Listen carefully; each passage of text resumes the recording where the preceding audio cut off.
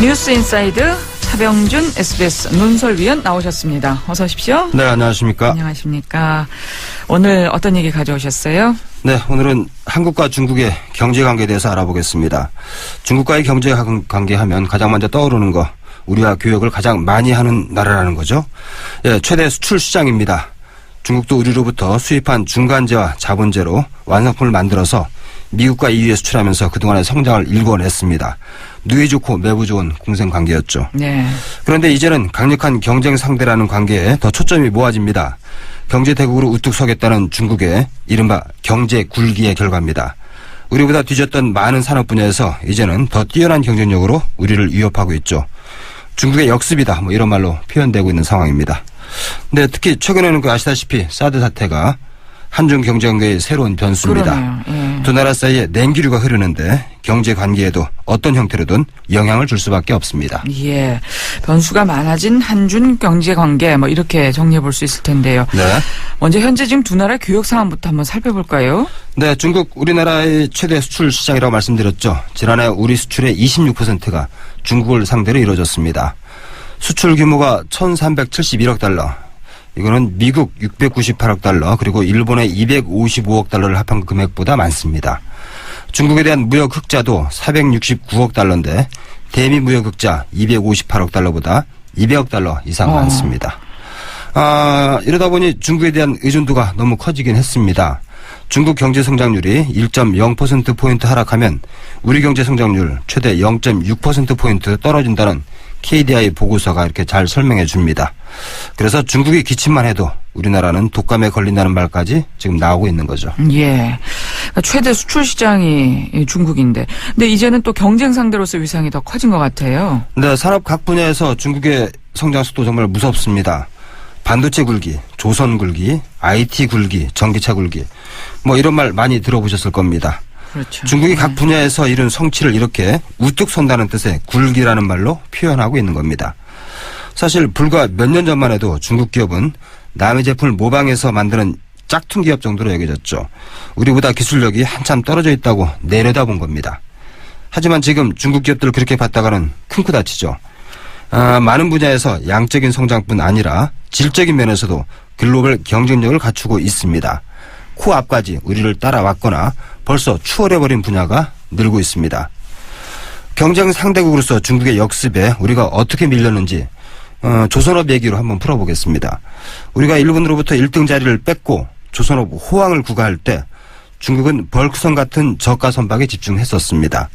우리 경쟁 상대가 안 됐었죠. 네. 그런데 인건비가 낮고 내수를 바탕으로 한 선박 건조 물량이 워낙 많다 보니까 제조 원가가 계속 낮아지면서 경쟁력이 생긴 겁니다. 국내 대형 조선소들도 이 중국의 저가 공세에 시달리게 됐고 그래서 눈을 돌린 게 해양 플랜트 사업이었습니다. 부가가치가 높다는 거 하나만 보고 기술력도 없이 뛰어들었다가 현재 조선업 부실에까지 이르게 된 겁니다. 네. 우리의 주력 수출품인 휴대폰, 반도체 이런 분야에서도 중국의 추격이 거센 거죠? 네, 그렇습니다. 스마트폰 시장도 안심할 수 없습니다. 과거 애플을 베끼던 중국 업체들이 아닙니다. 올 1분기에 세계 스마트폰 출하량 5위까지 기업 가운데 3곳이 중국 업체입니다. 화웨이, 오포, 샤오미 이 3개 중국 업체들의 점유율을 합하면 애플을 넘어섭니다. 중국 내수 시장에서는 삼성전자가 이미 5위권 밖으로 밀렸습니다. 그리고 산업의 쌀이라는 반도체, 중국 정부가 전력을 투입하는 분야입니다. 2014년에 국가 반도체 산업 발전 추진 요강이라는 걸 발표했죠. 그리고 지난해에는 10년간 1조 위안, 우리 돈으로 182조 원의 투자 계획을 밝혔습니다. 2020년까지 반도체 자체 생산률을 40%, 그리고 2025년까지는 70%를 목표로 하고 있습니다. 현재 중국은 자체 생산률이 한 10% 정도에 불과합니다. 예. 그래서 반도체 수입에 연간 2,300억 달러를 쓰고 있는데 이걸 대체하겠다는 거죠. 최근에는 미국의 반도체 회사 마이크론 그리고 샌디스크를 인수하려다가 무산되기도 했죠. 미래의 성장 동력이라고 할 수 있는 전기차 분야에서는 중국이 이미 저만치 앞서가 있습니다. 시장 점유율로 세계 최대 시장이고 판매량 세계 1위 전기차에서도 중국 업체입니다. 그래서 우리에게는 가장 비상이 걸린 산업 분야이기도 합니다. 아유, 무섭네요. 예, 무서워요. 중국 기업들이 이렇게 급성장한 배경을 어떻게 설명할 수 있을까요? 무엇보다 거대한 내수 시장이 든든한 발판이 됐죠. 그 인구 14만 명입니다. 그 내수 시장 뒷받침만 있으면 일단 기본 수율을 갖고 있는 거니까요. 베껴서 만든 제품이더라도 그 내수 시장에서 팔리는 수요 덕분에 경쟁력을 쌓을 수가 있고 이걸 토대로 해서 해외 시장에도 진출하는 전략이 선순환으로 성공한 겁니다. 앞서 말씀드린 그 중국 전기차 산업의 발전도 세계 최대 시장이라는 내수를 발판으로 이루어졌습니다. 이제는 글로벌 ICT 기업이죠. 그 알리바바. 네. 중국 내 전자상거래 급성장 붐을 타고 부상한 겁니다. 두 번째는 중국 정부의 적극적인 투자 지원 정책입니다. 정책 산업 분야마다 수조원, 수십조 원을 쏟아부으며 기업들의 경쟁력을 키워줬습니다. 규제 장벽으로 외국 기업을 견제한 것도 중국 내 기업들의 성장 기반을 만들어줬다 이렇게 말씀드릴 수 있습니다. LG화학, 삼성 SDI 국제적인 경쟁력을 가진 국내 배터리 업체죠. 그런데 중국은 이들 업체가 만드는 배터리에 대해서 안전성을 이유로 보조금 지급 대상에서 제외했습니다. 이렇게 되면 어떻게 되느냐.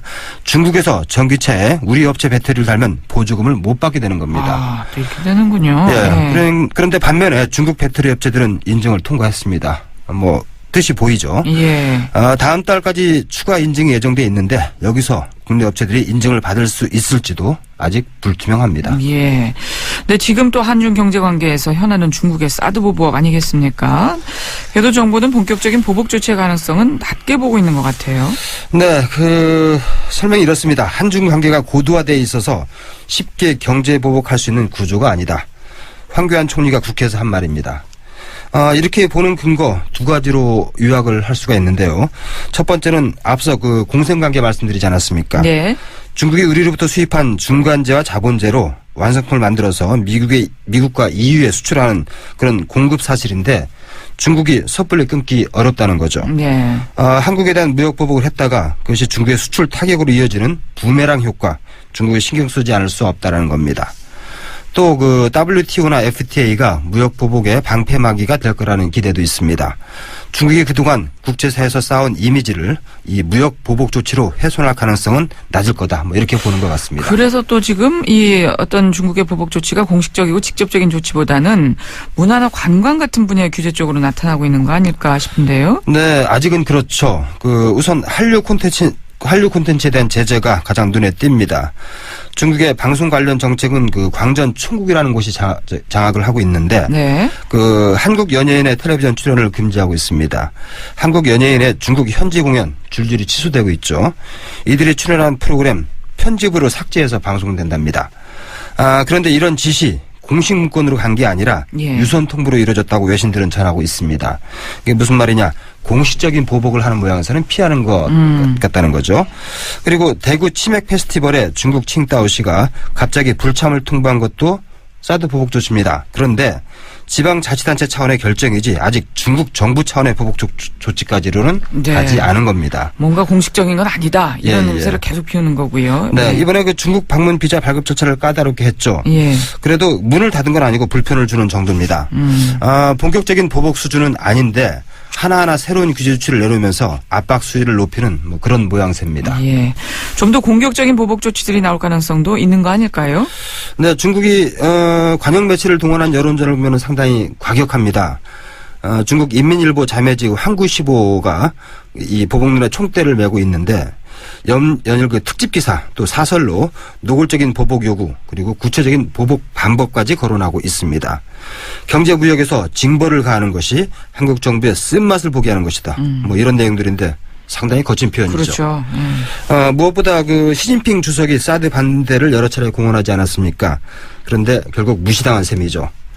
체면 손상된 거로 보는 겁니다. 예. 그래서 만회하려고 강경 입장을 고수한다 이렇게 볼 수 있습니다.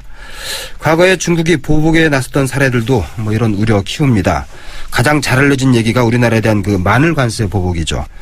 지난 2000년에 우리 정부가 국내 농가 보호를 이유로 중국산 마늘에 물리는 관세를 10배가량 올렸습니다.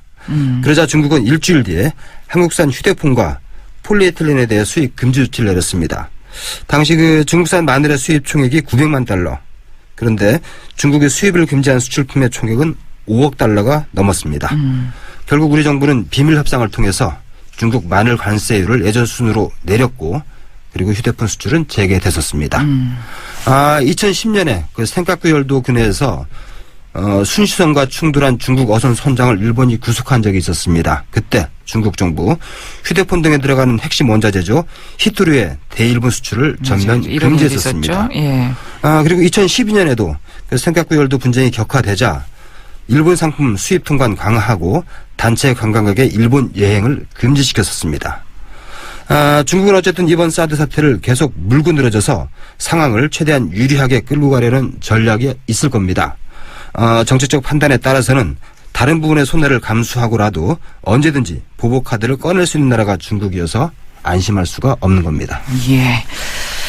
SBS 차병준 논술위원과 함께 말씀 나눴습니다. 잘 들었습니다. 네, 감사합니다.